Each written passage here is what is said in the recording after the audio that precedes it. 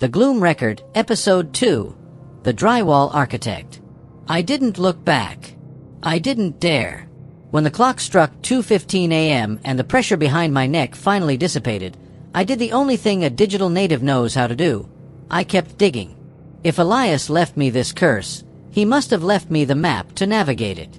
The second folder was hidden behind a hidden partition in the server, labeled _structural_integrity.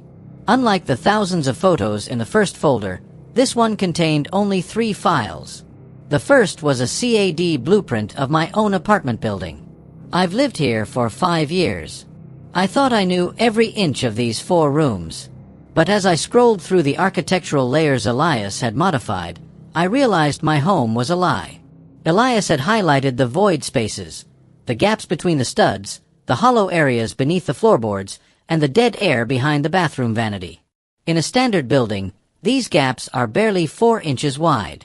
But according to Elias's measurements, the voids in my apartment were expanding. He had annotated the blueprints with frantic, digital red ink, non-Euclidean drift detected, and the thickness of the walls is thinning. They are moving in. I pulled a measuring tape from my desk drawer. I measured the distance from my office door to the window. 12 feet, 6 inches. Then, I went into the hallway and measured the exterior of the same wall. 14 feet. There were 18 inches of missing space.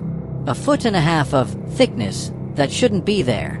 Something is living in the math that doesn't add up. The second file in the folder was an audio recording labeled vibration_test_09. I put on my headphones. For the first 2 minutes, there is nothing but the sound of air, the hollow, whistling sound of wind moving through a narrow pipe. Then, a voice. It's Elias. He sounds like he's speaking from the bottom of a well. It's not a ghost, he whispers, his voice cracking. It's a tenant. It was here when the foundation was poured. It doesn't walk on floors. It walks on the framework. It feeds on the intent of a room. If you treat a room like a sanctuary, it stays in the walls. But if you start to fear the room, the walls open up to let the fear out. There is a loud thud on the recording, followed by the sound of drywall crumbling like dry crackers. Elias screams, not a scream of pain, but of absolute realization. The recording ends with a sound I can only describe as a wet zipper being pulled shut. The final file is an executable program called Gloom_site.exe. Against every instinct I have left, I ran it. My webcam light flickered to life, not the green light, but a dull, pulsing red. The screen showed my room in a strange, thermal-like filter. My desk was blue. My body was a pulsing orange. But when I panned the laptop camera toward the wall behind me, the one with the 18 inches of missing space, the screen showed a massive, glowing heat signature. It wasn't shaped like a human. It was long, coiled, and pressed tightly against the back of my wallpaper. It wasn't standing behind me anymore. It was inside the wall I am leaning against.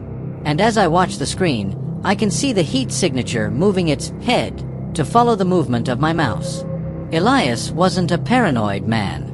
He was an architect of the inevitable. He didn't build a firewall to keep it out. He built a record to prove that once it's in the walls, the house is no longer yours. It's the skin of something else. The scratching has started again. But it's not coming from the doorway this time. It's coming from directly beneath my feet. In the episode 3, Audio Log 004, where you find the recordings of the conversations Elias had with the thing in the crawlspace. To be continued.